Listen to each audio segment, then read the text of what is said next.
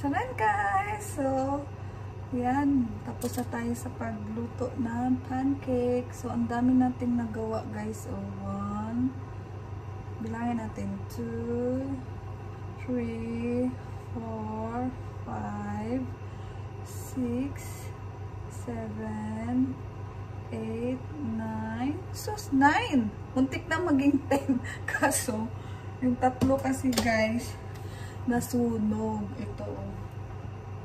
Ayan, sunog siya. Kasi nga, busy si Inday at may ginagawa. Kasi nga, mag-prepare na din ako sa next na lulutuin kong merienda. Yun, cake. Chocolate cake.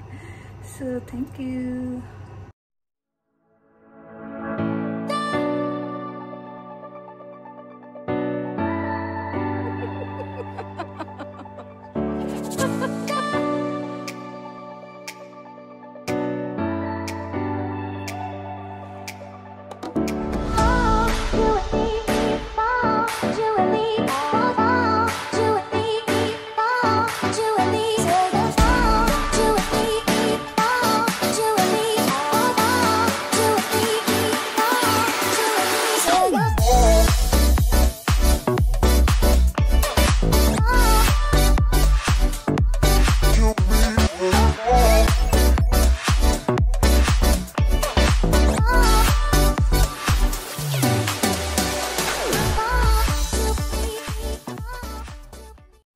Hi guys! So, for today's video guys is magluluto tayo ng merienda ng mga bata. So, easy to cook lang to guys. So, hindi mo na kailangan ng mga iba-ibang mga ingredients na kagaya ng iba. So, ito guys, normally ito talaga ang lagi kong ginagamit pag nagluluto ako ng mga merienda. Ito, pancake, tsaka yung ganito. Minsan yung nagluluto ako ng brownies, tapos kaya cookies, tapos ito. So tara guys, samahan niyo ako magluto ng merienda. Lulutuin guys is yung pancake. So i-mix up mo muna siya guys. I-mix up bago mo siya lagyan ng dagdagan ng tubig. So, kailangan ang tubig guys is hanggang dito lang yung may line. So, maglagay tayo ng tubig. Hindi makikita eh.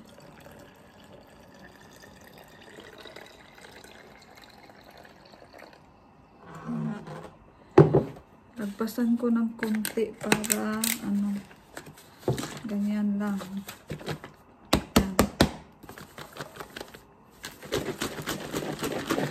Shake na lang siya guys. Shake.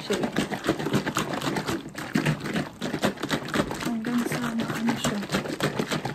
Mix up siya ng gusto. Kapag na-mix up na siya, yung ready to fry na siya. Ready to prito na.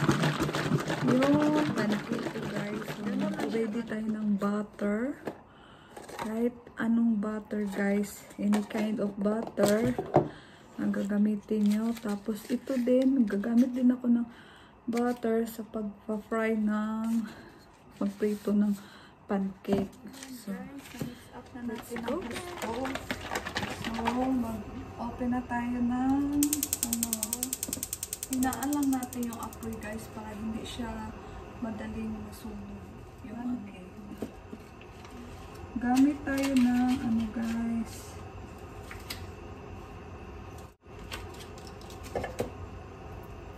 ganyan lang guys, pag simpleng luto na medyo mainit-init na, hindi siya masyadong bilog, oval o iba yung pancake natin guys, hindi bilog.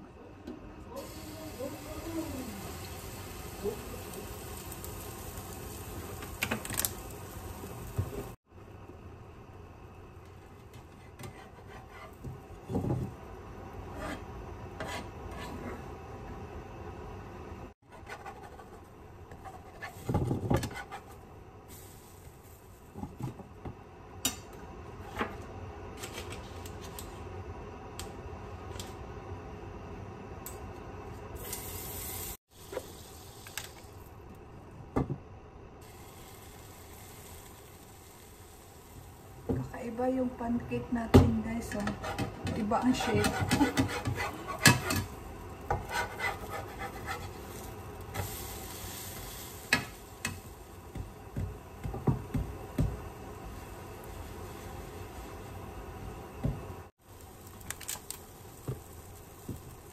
Ng ano guys, butter yung pancake. Wala kasi akong ano, wala akong syrup na naubusan ako. Kaya butter ang ano na lang. Sugar ilagay natin, kunti lang guys. So sobrang daming sugar. At diabetikin tayo. Magka-diabetic tayo. Ganyan lang guys. So ito nasunog. Yung unang batch natin guys nasunog. Tingnan nyo guys. Ito, OMG. So, anuhin ko na lang, tanggalin ko. Para ano, ganun-ganunin ko na lang kainin. Kasi masama kumain ng sunog guys, magkaka-cancer ka yan, diba?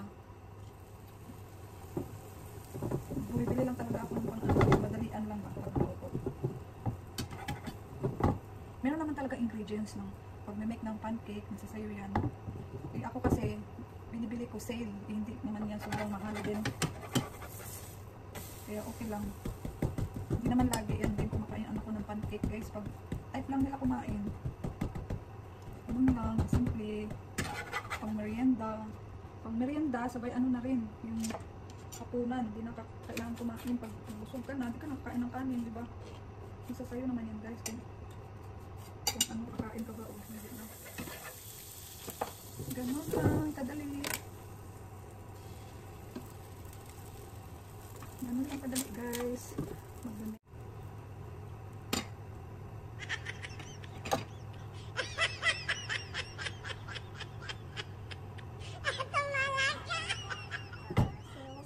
Yan, tapos na tayo sa pagluto ng pancake. So, ang dami natin nagawa guys. O, 1, bilangin natin 2, 3, 4, 5, 6, 7, 8, 9. Wow! 9! Muntik na maging 10. Kaso, yung tatlo kasi guys, nasunog. Ito. Ayan, sunog siya. Kasi nga, busy si Inday at may ginagawa. Kasi nga, mag-prepare na din ako sa next na lulutuin kong merienda. Yun, cake. Chocolate cake. So, thank you. So, habang inaantay natin yung niluto nating merienda guys na cake.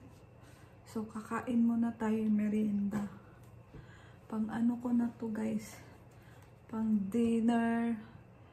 So, ito yung sunog guys. Oh no! Kawawa naman. So, anuhin ko na lang kurus-kurusin pagkaan. Hindi pwedeng kainin mo yung ano guys kasi may sunog. Ano yun? Masama daw yan sa kalusugan. Yan daw yung nakakakos ng cancer. Naalala ko yung ka-workmate ko. Pag kumakain kami sa labas, lalo pag nag-ihaw-ihaw, ayaw niya talaga kumain ng sunog. Ano siya, takot siya. Ayan, ganun lang ka-diskarte guys. Hindi, di ba? Makain pa rin. Grabe ka tipid, ano? Kailangan mo din yan sa buhay magtipid, guys. Hindi naman pwede kailangan. Abay, ganun, ano? Ganun, di ba? Nakain din.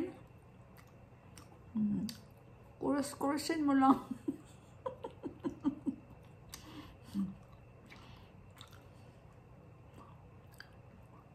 Ay, makain ka rin naman yan. Hindi ko kasi naisip na maniluto pala akong ano, pancake, kaloka. Nag-prepare kasi ako kanina ng sa ano, sa cake, yung pan, yung molde. Pagtingin ko, hala, parang nangangamoy. Sunog na pala yung pancake. Ganun lang. Di ba? Na ano ka rin, medyo nabusog ka.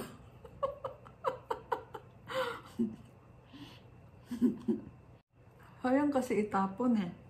Magabaon tayo eh. Ang grasya hindi papasok. Laging labas. Kaya kailangan pag pwede pa kainin, kainin. Huwag itapon. Kasi maraming nagugutom ngayon sa ibang bansa. Lalo na sa Africa. Maraming kawawa. Gatas guys. Para hindi mahirap makatulog. Laging puyat eh. Whitey pa mo.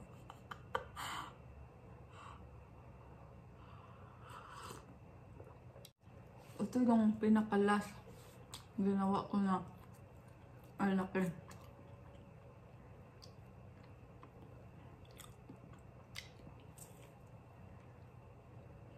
Okay. Mayroon din akong biniling hopya sa Filipino store, sa Filipino shop. Kasi wala akong nabili na muna eh.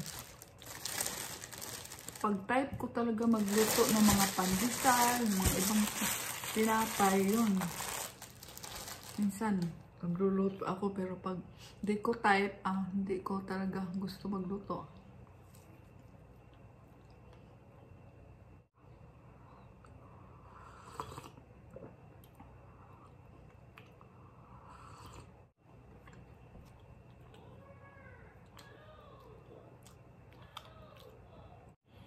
Ito yung ano guys, nasunog.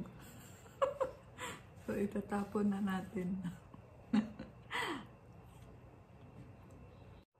Paggabi talaga guys, di ako kumakain ng kanin. Tinapay, minsan biscuit, ganun. Minsan prutas.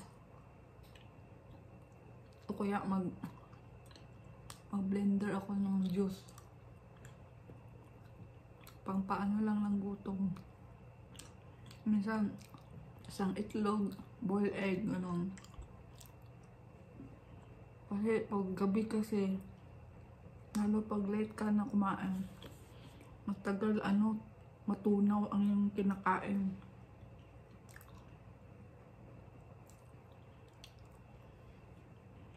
Tuwing lang talaga ako kumakain lunch.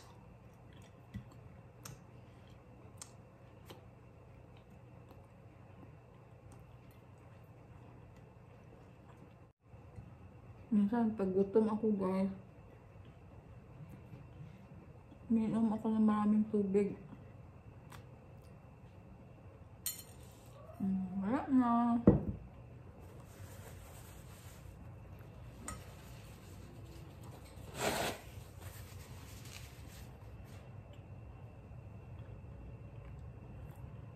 Grabe yung noo ko makinis Wala pang hilamos.